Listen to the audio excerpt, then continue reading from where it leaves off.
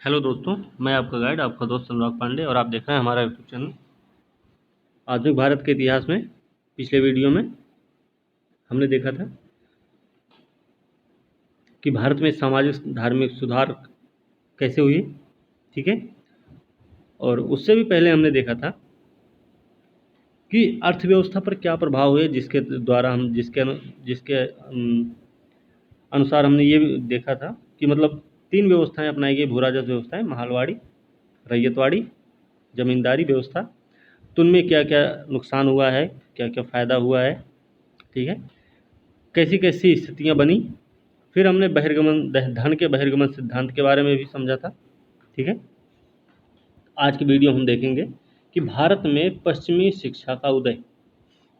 सोचेंगे आप लोग कि इस पर तो वीडियो बन चुका है, बना है, लेकिन उसमें हो सकता है कुछ चीज़ें छूट गई हों, तो हमें वो चीज़ें इसमें बताने की ज़रूरत है, तो थोड़ा सा फायदेमंद होगा। तो भारत में पश्चिमी शिक्षा का उदय हो या आधुनिक भारत में शिक्षा का विकास हो, ठीक है ना। तो देखिए, भारत में पश्चिमी शिक्षा का उदय, आपको पता है कि जोनाथन डंकन ने 1791 में बनारस में एक संस्कृत कॉलेज खोला। ब्रिटिश रेजिडेंट था 1791 में, ठीक है। तो वीडियो को लास्ट तक जरूर देखें और चैनल को लाइक, सब्सक्राइब, शेयर करना ना भूलें, ठीक है। तो चलिए शुरू करते हैं। देखिए आज का वीडियो, तो ये जो शिक्षा की बात होती है, इसमें वॉरेन हेस्टिंग्स का टाइम है जो कि 1781, ठीक है, वॉरेन हेस्टिंग्स है। 1781 कलकत्ता में मदरसा की स्थापना से इसकी शुरुआत मानी जाती है। फिर इसके बाद 1791 में फिर स्कूलों की स्थापना होने लग जाती है। संस्कृत कॉलेज एक बना जोनाथन डंकन के सहयोग से 1791 में, जिसमें हिंदुओं धर्म, साहित्य, कानून का अध्ययन करना था। फिर एशियाटिक सोसाइटी की सदस्यता माइकल मधुसूदन दत्त को मिल जाती है, इस तरीके से। फिर ठीक है, फिर 1784 में एशियाटिक सोसाइटी की स्थापना हुई, ठीक है ना। इसके बाद 1789 में कालिदास की जो अभिज्ञान शाकुंतलम का अंग्रेजी में अनुवाद किया गया, ये इसी सब का परिणाम रहा है। फिर 1882 में डब्ल्यू हंटर की अध्यक्षता में एक आयोग बनता है जिसको हंटर कमीशन बोलते हैं, और इसी आयोग की रिपोर्ट में कहा गया था, हंटर आयोग है। कब बनाया गया था ये हंटर आयोग? 1882 में। क्या बोला गया इसमें कि प्राथमिक शिक्षा के विकास और सुधार पर जोर दिया गया है, इसी रिपोर्ट के अनुसार, ठीक है। फिर राष्ट्रीय शिक्षा क्षेत्र की अगर हम बात करें तो सबसे पहले 1905 में रंगपुर नेशनल स्कूल खोला गया। राष्ट्रीय शिक्षा के क्षेत्र में अगर बात की जाए तो प्रगति का एक असर दिखता है 1905 में, जो कि रंगपुर नेशनल स्कूल के नाम से सामने आता है, ठीक है। हमने प्रश्न वाले वीडियो में हमने बताया था कि जिस समय लॉर्ड कर्जन थे उस समय एक आयोग बनाया गया था, विश्वविद्यालय आयोग, 1904 में, ठीक है ना। तो ये सब शिक्षा के विकास के ही रूप थे, शिक्षा के विकास के ही क्रम रहे हैं, इस तरीके से। तो राष्ट्रीय स्कूल एक बनाया गया, नाम था रंगपुर नेशनल स्कूल, और राष्ट्रीय शिक्षा परिषद का गठन किया गया। राष्ट्रीय शिक्षा परिषद का गठन राष्ट्रीय साहित्यिक, वैज्ञानिक और तकनीकी शिक्षा देने के लिए किया गया था, और ये इसका गठन हुआ है 1906 में, ठीक है। राष्ट्रीय शिक्षा परिषद, देखिए राष्ट्रीय शिक्षा परिषद का गठन हुआ 1906 में, ठीक है। किसने किया था? सदगुरु दास बनर्जी थे। सदगुरु दास बनर्जी के द्वारा राष्ट्रीय शिक्षा परिषद का गठन किया गया है 1906 में। और इसके गठन की बात, जो इसके गठन पर एक प्रस्ताव लाया गया, फैसला हुआ, वो हुआ था 1905 के कलकत्ता में सम्मेलन हुआ था। ठीक है, 1905 में कलकत्ता में एक सम्मेलन हुआ और उसी में ये फैसला लिया गया कि राष्ट्रीय शिक्षा परिषद का गठन किया जाएगा। तो वो किस लिए गठन किया जाएगा उसका? इसलिए कि जिससे राष्ट्रीय साहित्यिक, वैज्ञानिक और तकनीकी शिक्षा देने में सहयोग मिल सके। ठीक है, इसलिए राष्ट्रीय शिक्षा परिषद का गठन 1906 में किया गया है। ठीक है, इसी के साथ में एमी सैडलर हैं, सैडलर आयोग का गठन हुआ है। ठीक है, फिर भारत के औपनिवेशिक काल में शिक्षा का जो विकास हो रहा था, शिक्षा की जो बातें हो रही थी वो किस बेस पे थी? वो थी अधोमुखी निस्यंदन सिद्धांत की बात करती थी। ठीक है, क्या था? The theory of downward filtration, कि मतलब सब इनको दे दो शिक्षा, फिर क्या होगा, यहाँ पे जो सब ये हैं इन सब तक शिक्षा अपने आप पहुँचती रहेगी, ऐसे ऐसे करके। तो ये था। ठीक है, मतलब जो उच्च लोग हैं उनको शिक्षा अगर मिल जाएगी तो वो लोग क्या करेंगे, जो निचले तबके के लोग हैं उनको भी समझा देंगे, पढ़ा देंगे, तो इससे शिक्षा का प्रचार प्रसार हो जाएगा। तो दिया किसने था? मैकाले। ठीक है, इसका मतलब था कि शिक्षा समाज के उच्च वर्ग को ही दी जाएगी और इससे जो है शिक्षा छन छन के कहाँ जाएगी? जन सामान्य तक पहुँच जाएगी। चाहे समझ के रखे थे। चलिए कोई नहीं।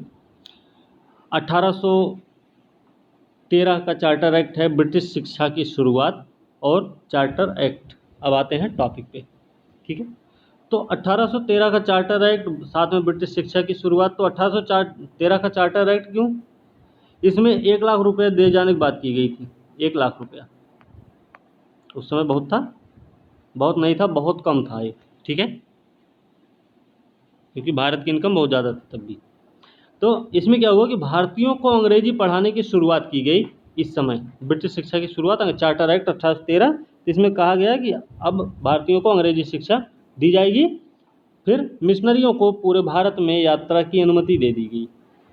मिशनरियों को पूरे भारत में यात्रा की अनुमति दी गई। 1813 का समय क्या है भाई?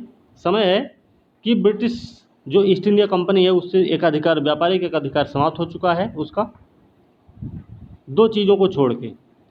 ठीक है, तो सबको बोल दिया कि भाई मुक्त व्यापार की नीति चलने दो, अब सबको आने दो, सब अपनी फैक्ट्री लगाएंगे, सब अपना काम करेंगे, कमाए खाएं। ठीक, फिर भारतीय शिक्षित वर्ग को प्रोत्साहित किया गया, इसी की देन रही है। फिर भारतीयों के बीच में विज्ञान के प्रचार प्रसार पर कंपनी को 1 लाख रुपए वार्षिक खर्च करने को कहा गया था कंपनी को। ठीक है, अब शिक्षा का माध्यम है अंग्रेजी, और इसमें मैकाले की भूमिका क्या रही है? लॉर्ड मैकाले है पहला विधि सदस्य रहा है हमारा भारत में, मतलब भारत का पहला विधि सदस्य रहा है लॉर्ड मैकाले। ठीक है, तो मैकाले जो था वो बेंटिंग की सलाहकार समिति का कानूनी सदस्य था।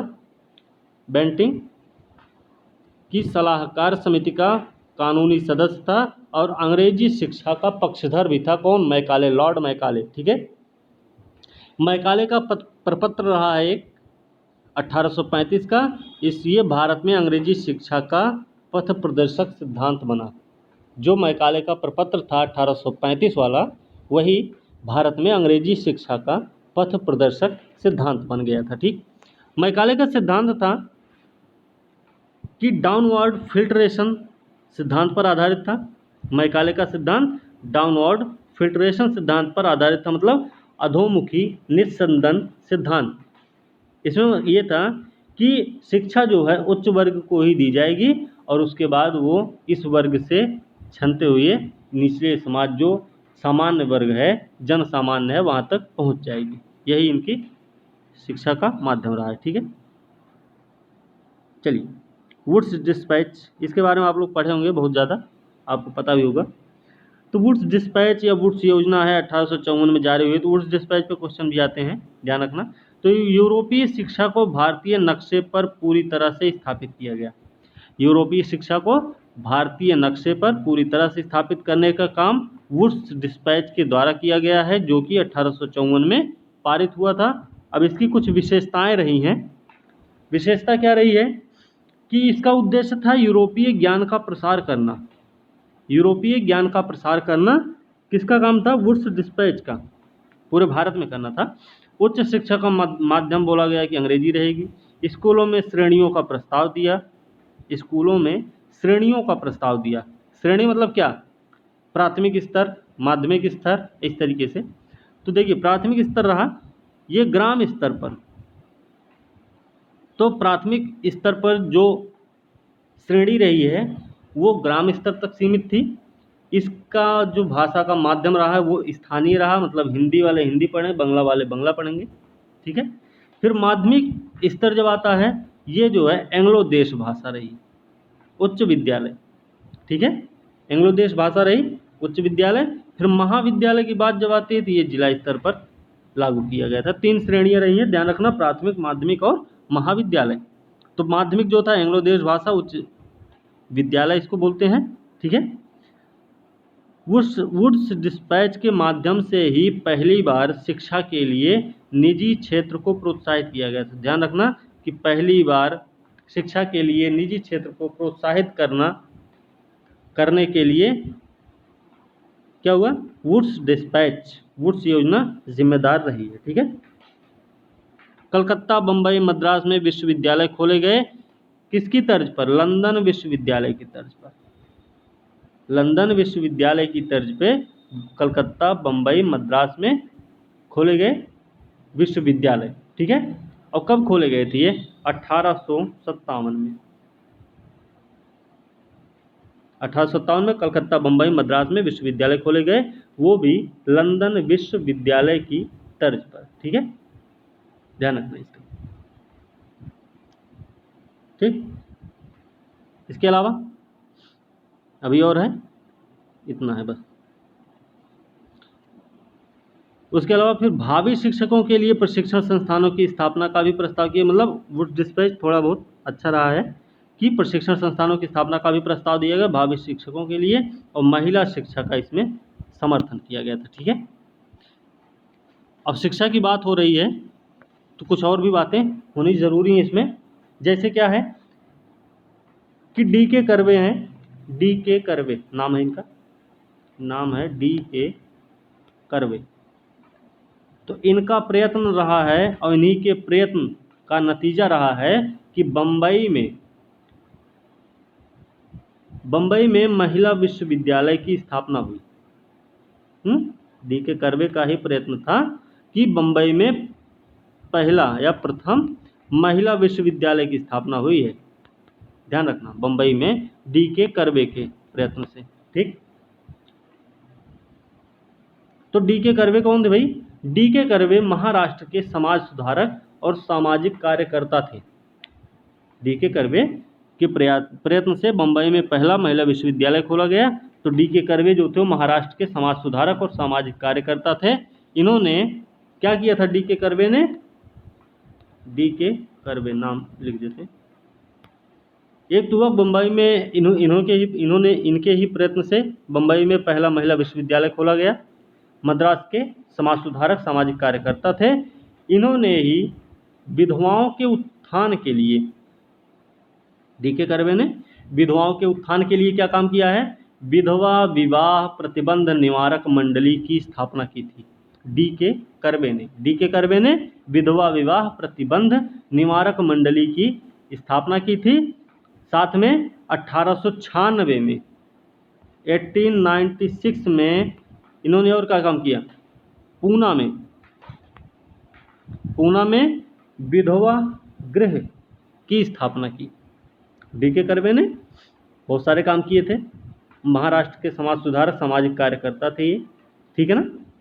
और इन्होंने पूना में विधवा गृह की स्थापना की। साथ में बंबई में पहला महिला विश्वविद्यालय जो खोला गया वो D.K. कर्वे के ही प्रयत्न का नतीजा रहा है, ठीक है। ये इन्होंने खुद भी एक ब्राह्मणी विधवा से शादी किए थे। कौन? D.K. कर्वे, ठीक है ना, ये ध्यान रखना है। चलिए एक और है, Deccan educational society. Deccan educational society ये क्या है? इसकी स्थापना हुई है 1880 में, ठीक है।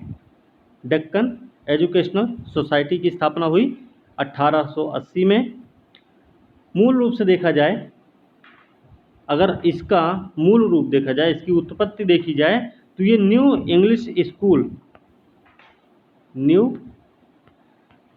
इंग्लिश स्कूल के रूप में हुई थी। इसका उत्पत्ति हुई थी, इसका जन्म हुआ था, वो भी कहाँ, पुणे में।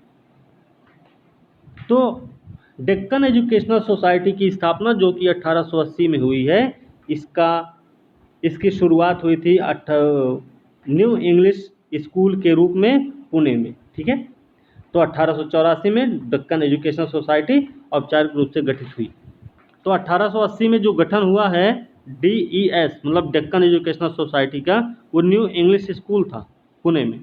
1884 में क्या हुआ है कि डेक्कन एजुकेशनल सोसाइटी की स्थापना औपचारिक रूप से कर दी गई, ठीक है। अब डेक्कन एजुकेशनल सोसाइटी की स्थापना, औपचारिक स्थापना हुई है 1884 में। कब हुई है? कांग्रेस की स्थापना से 1 साल पहले, ठीक है, ध्यान रखना। तो इसके संस्थापक भी कुछ लोग रहे होंगे, इसके संस्थापक भी रहे होंगे, तभी तो इसकी स्थापना हुई, ऐसे तो कोई स्थापना होगी नहीं। तो इसमें नाम है कुछ लोगों के, जैसे VK चिपलूनकर। कौन है? VK चिपलूनकर, BG तिलक, और कौन है?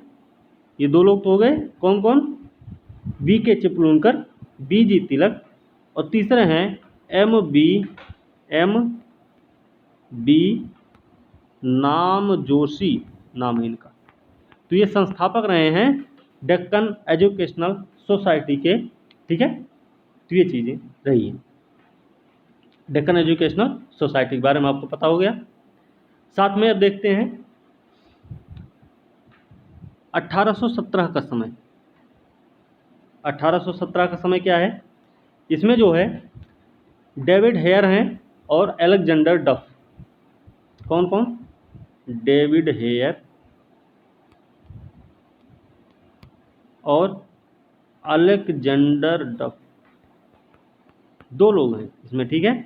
2 नहीं, एक और है अभी। कौन? राजा राम मोहन राय, ठीक है, राजा राम मोहन राय। तो भाई 1817 में डेविड हेयर, अलेक्जेंडर डफ के साथ मिलकर राजा राम मोहन राय ने कलकत्ता में हिंदू कॉलेज की स्थापना की। कलकत्ता में हिंदू कॉलेज की स्थापना कब हुई? 1817 में। किसके प्रयत्न का नतीजा रहा? राजा राम मोहन राय का। सहयोग किसका मिला? डेविड हेयर और अलेक्जेंडर डफ, ठीक है। मेयो कॉलेज है, Mayo college, Mayo, Lord Mayo का नाम सुना है ना? 1871, ठीक है, 1872। मेयो कॉलेज है, कहाँ पे स्थापित हुआ है? लाहौर में। कब हुआ है?